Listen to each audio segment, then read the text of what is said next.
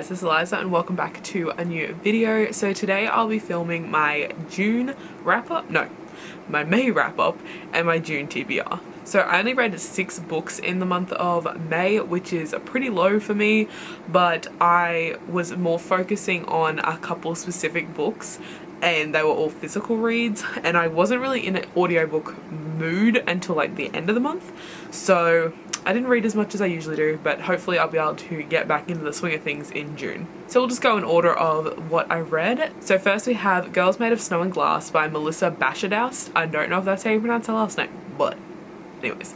So this one I listened to on audiobook and I actually really enjoyed it. It was really interesting. It was not really what I was expecting. Actually, I didn't know what to expect because I hadn't read a synopsis. I hadn't really heard anything about it. I'd seen the cover around a little bit around its release, but it had been sitting on my audiobooks and I felt like reading an audiobook at the time, so I just started scrolling through Scribed and I found that, and it was quite enjoyable. The characters were all really interesting, the world was super interesting, and the magic was just, yeah, really curious. And it is a standalone fantasy, which I enjoyed because there is not very many standalone fantasies out there.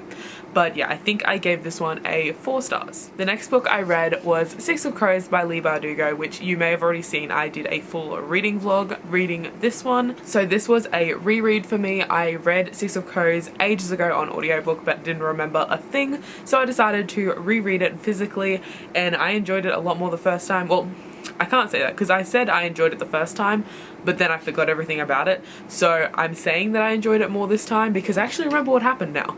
But yeah, I really enjoyed this one. It's really fun. My full thoughts are in that video. If you wanted to watch that, I will leave it linked down below, but it is spoilery. I gave this one, I think, a 4.5 stars. The next book I read was Blood Heir by Amelia Wen Zhao. This one, I have written a full spoiler-free review on my blog, so I will leave that link down below. Now, this one doesn't actually come out now until November. You may have heard about this one. There was a bit of controversy around it. Basically, I won't go into detail, but basically, people took things that are in the book the wrong way. They attacked the author on Twitter. She decided to pull the book completely from publishing, and then after a while and after rereading it, apparently she decided that she was going to publish, make a few edits to emphasize what she actually meant. Now she's going to be publishing it in November. It was originally meant to be published in April, which is why I have such an early copy of it. I received this through NetGalley from the publisher back in, I think, the start of April before it was released, or it might have even been March before it was released, and then all this shit went down. I still had a copy. I still wanted to review it, and I absolutely loved this book, and I do not see a thing wrong with it. The issue that people had was that it was anti-black and racist towards the black community, but this book is 100% based on Asian culture and Asian background, and there is no anti-blackness in it at all. As I said, my full spoiler-free review will be linked down below. I really enjoyed it. I rated it 4.5 stars, I think, and yeah, highly recommend picking this one up in November when it comes out. So the next book I read was Wicked Saints by Emily A. Duncan. This one I started reading on physically. I got to around about that much in, like 100 pages in, and then I ended up swapping to the audiobook. This one I started really early in the month, and I actually was planning on doing a reading vlog for this one the same way I did for 6 of Crows. It was meant to come before 6 of Crows, but as I was not enjoying this book, I decided to scrap the reading vlog because I just didn't care. I did end up finishing it though, which I usually don't do. I usually DNF books I'm not enjoying, but this was the book of the month for the YA Book Nerds, the Facebook group I run, so I had to finish reading it to write the discussion questions. So I ended up listening to the rest of it on audiobook as the audiobook was on Scribed, and I do say the audiobook is a little bit better. It puts you a little bit more in the atmosphere because the voice narrators, there is 2 points of view and there's 2 voice narrators. They have really strong accents and it kind of gives you more of that feel. You have to be careful when speeding it up though, because I sped it up to 1.5, which is what I usually speed my audiobooks up to. Could not understand a thing because of that really thick accent. So in the end, I gave this one a 3 stars. I will link my full spoiler-free review for this one down below as well, but I overall did not enjoy it. It was just lacking in basically everything. The world building was very lacking. The magic system, I have no idea. The characters, yeah. The only character I really enjoyed was Seraphin, and I'm hoping we hear more from him for the next book, because if the next book comes out an audiobook and it's unscribed, I will read it because I'm curious to see what happens next. I want to know more about this world and I want to know more about the magic system, but this book disappointed me because it didn't give me what I wanted that way. The next book I read was Harry Potter and the Philosopher's Stone by J.K. Rowling on audiobook. I was in the middle of a readathon, and I'll talk about that book in a minute, the book I was reading, but I really felt like listening to an audiobook, and I could not be bothered putting all the names of the audiobooks I owned in a TBR jar because I was doing TBR jar readathon, which is my readathon, but I was being lazy, so I picked up Harry Potter. It's, you know, a default. Yeah, I love this one. I think I've read it like 16, 17, 18 times now. Not sure. I've lost count. Goodreads knows. And the last book I read in May was The Poppy War by R.F. Kuang. I'm not sure how to pronounce that. This one is an adult fantasy, and I've forgotten how hectic adult fantasies were because, oh my god, this was insane. I absolutely loved this book. I gave it a 4 or 4.5 stars. I can't remember. I think it was a 4.5, but I really enjoyed it. The only thing I didn't like was the little romance situation, which, you know, well, it wasn't even really a romance. It was like an obsession, and that's just, I don't care. I didn't care. But everything else was awesome. The world building was awesome. The characters were pretty freaking cool.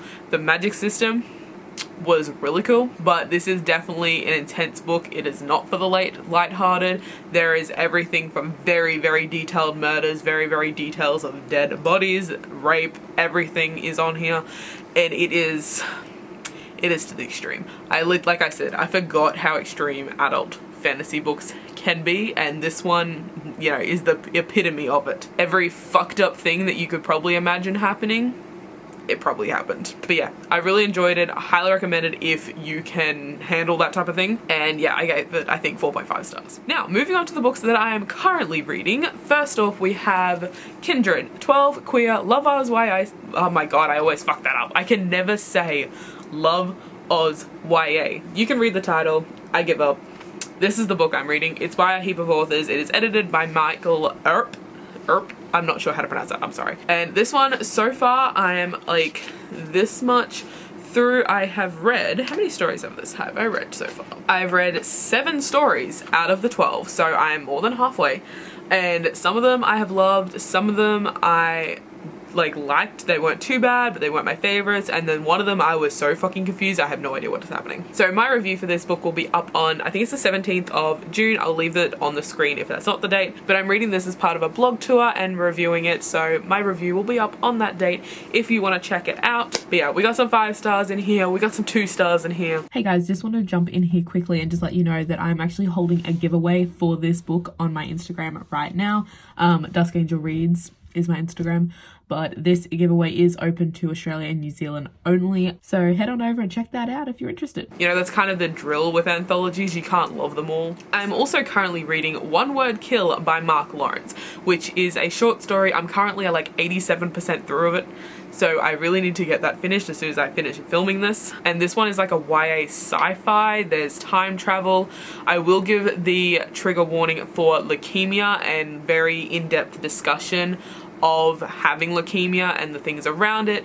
I didn't realize it was going to affect me whatsoever because I didn't even know there was leukemia in this, but towards the start it was a little bit iffy, mainly because my childhood best friend died of leukemia when I think we were about 13, 14, I'm not 100% sure, I can't remember what age we were, but yeah, it hit a little bit, but everything else is really enjoyable. The world is really unique, and I'm really curious. I'm like getting Back to the Future vibes, and it doesn't help that they keep mentioning Back to the Future because apparently Back to the Future came out like a month before when the events of this book is happening because it's set in the past. But yeah, anyways, it's really cool. I really enjoy the characters. It's really fun, and it's really short. It's only like 200 pages, so I'm enjoying it. So on to my June TBR. We have 1 physical book and the rest of them are ebooks that I have e-arcs of that I really need to get my shit together and read. But first off, we have Aurora Rising by J. Kristoff and Amie Kaufman. I had a fucking mind blank just then. This is a YA sci-fi by an amazing duo that is the responsibility of the Illuminae files,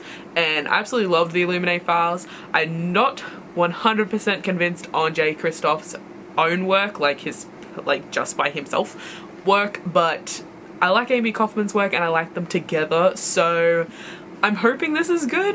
I'm keen to read it either way, and this one will be probably the next one I pick up. So the next book on my TBR is The Dragon Republic by R.F. Kong, which is the second book to The Poppy War, which I just spoke about. Again, adult fantasy. I don't know what it's about because it's a sequel and I don't want to know, but this one I plan to read as I do have an e-arc of it from Edelweiss, I'm not sure how to pronounce it, but yeah, I got it through them with the publisher. The next book I will be reading is Stronger Than a Bronze Dragon by Mary Pham, or Fan or Pham, I can't remember. This one is another e-arc. I'm just gonna say it now, the rest of them are all e-arcs. I got them from NetGalley, from publishers. I won't bother mentioning it again. But yeah, this one is a YA fantasy, I think. No, it might be an adult fantasy. I can't 100% remember, but I read the synopsis. When I requested it, it sounded interesting. Now I have it and it comes out next month, I think. I'll put the date of the releases for the e-arcs on the screen just in case you're curious. But yeah, I'm keen to read this one. I don't know much about it. I think we've been here before. So the next two books on my TBR are both from the same series, and first we have The Frame Up and then The Queen Con by Megan Scott Mullen, I think that's the name. These are adult mysteries and they are based around a convention. So I was really curious. I requested the second book in the series, not realizing it was the second book. I swear I looked it up on Goodreads and it didn't have a sequel, or like it was the first book or whatever, but apparently I was wrong and requested it anyways. So now I'll be reading both of them, so hopefully I like it. Second to fantasy, mystery is like my favorite genre, so hopefully this will be good. Hopefully there's not too much romance. The first one is described as a mystery romance, which I'm a little bit iffy about, but the second one does not really mention romance, so hopefully it will be good, but yeah, we'll see what happens. The next book is The Bone Charmer by Brianna Shields. This is a YA fantasy, I'm pretty sure. I don't know much about it, but I have been seeing some hype around it, especially on Instagram, because I keep seeing the cover and it's a really pretty cover. So I don't know anything about it again, but I'm keen and it comes out very soon, so I need to get my shit together. And then lastly, we have Limited Wish by Mark Lawrence, which is the second book to One Word Kill, which is the book I'm reading right now. So yeah, sequel, of course I want to read it. I also have it from NetGalley, and the third book comes out in November, so I'm super keen. They're all really short, so hopefully they're all good. I think that is it for my wrap up and TBR. I hope you guys enjoyed this video. Let me know in the comments what you plan to read, if you've read any of these, what you thought of them. Please no spoilers if they're ones that I haven't already read. But yeah, that is it for this video, and I'll see you guys in the next one.